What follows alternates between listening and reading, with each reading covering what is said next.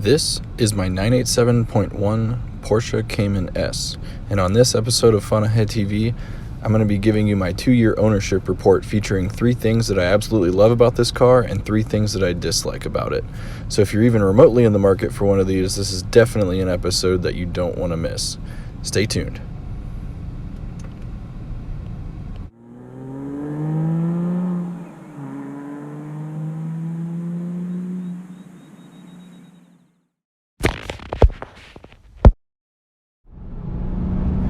Now, I tend to get one of 2 responses when I tell people that my Cayman handles really well.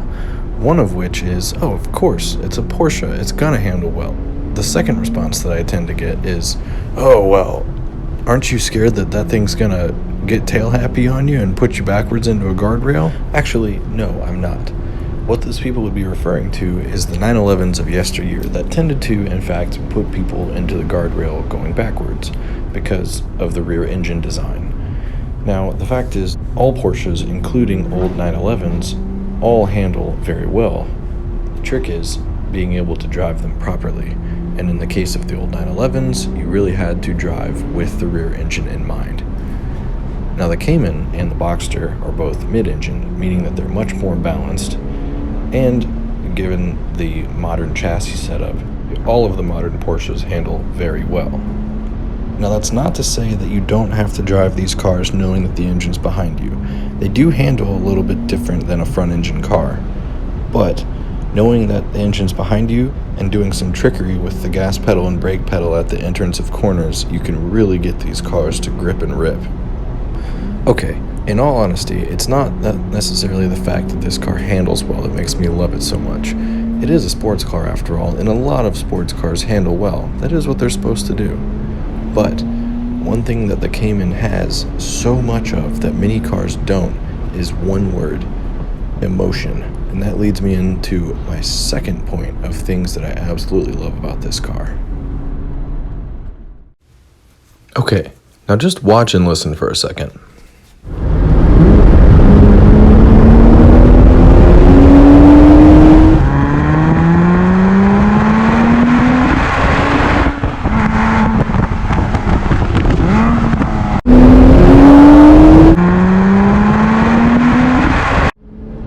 The Cayman S gives a visceral driving experience unlike any car I've driven before. What gives it its visceral driving experience, you ask? Unfortunately, that's something that is impossible to answer through a YouTube video alone. However, my hope is that through the shots that I just showed you, you can see why, from a visual standpoint and an auditory standpoint, it's an extremely visceral experience. But fast-moving scenery and an engulfing exhaust note are just the tip of the iceberg. The rest of the experience is rounded out by what you feel, and the Cayman allows you to feel a lot. It gives you that seat of your pants feeling, and by that I mean you truly feel what's going on underneath you in the seat of your pants. Additionally, the steering wheel has so much feedback that if you were to take your hands off at any given time while going down the road, you can see it moving slightly every time your front wheels hit a small crack in the road. And as for the other controls, the shifter, for example, is like operating a bolt-action rifle. All of the controls offer typical Porsche precision and give you amazing feedback. So for those of you counting at home, so far we have sight, sound, touch. We even have smell, depending on how much you're riding your brakes and tires. Unfortunately, the Cayman does not give you taste. Maybe Porsche's working on that.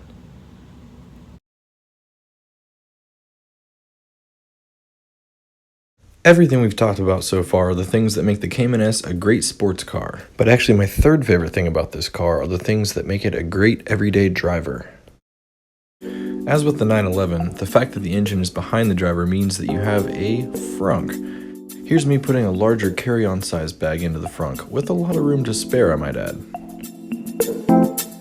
Now, unlike the 911, the mid-engine layout of the Cayman means that you also have a trunk. And while it's not quite as spacious as the frunk due to the big hump for the engine, you can still fit a lot. Here's me again putting the same carry-on size bag into the trunk, with, again, a decent amount of room to spare. Additionally, you can utilize the tray on top of the engine cover for storage space as well. What's more, check out this headroom. I'm 6'6" and I have at least a couple inches to the ceiling. In addition to the trunk and frunk, the interior has a lot of storage space as well.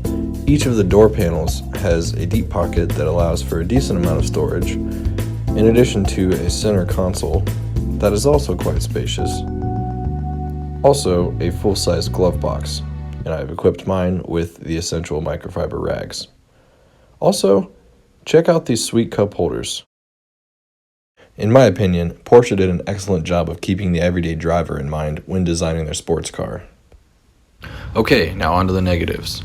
First negative, it seems like no matter how short of a distance you drive this car, the brakes always cake the wheels in dust. Which is bad if you're an OCD car guy like me, but I tend to forget about that pretty quickly.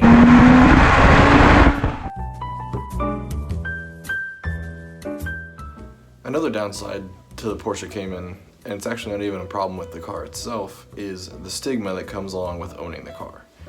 I own it for all of the above reasons that I have told you about earlier in the video. It's an amazing driver's car. In my opinion, arguably the best. And it's affordable, so that's why I own it. I don't own it because it's a status symbol, and so the fact that it's a Porsche is a little bit frustrating at times. That being said, I tend to forget about that pretty quickly.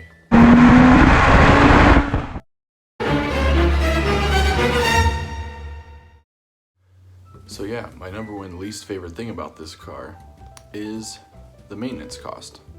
Really quickly, before we dive into talking about why the maintenance is my least favorite thing about my Cayman, if you're interested in learning more about specific maintenance items and common problems with Caymans and Porsches of that generation in general, then please hit that subscribe button, because in a few weeks I'm going to be making a video talking about each of those problems, their remedies, and the cost associated with those remedies. All things considered, it's really not that expensive of a car to maintain. Compared to a Toyota Corolla, it's expensive. But if you're in the market for a German sports car, a German car at all, but a German sports car in particular, then you're going to be forking out a lot more cash to do things such as oil changes, tire changes, brake changes, like the normal routine maintenance. It's all more expensive on a car like this. However, you can kind of get around those big costs if you do all the jobs yourself. I'm a big fan of DIY, and I have done everything on my car by myself thus far. They're actually very maintenance-friendly cars, considering the engine is covered up in a very enclosed compartment. It's actually very accessible. So, anyway, does that mean that there's really not that many downsides to this car? Is that what I'm hearing myself say?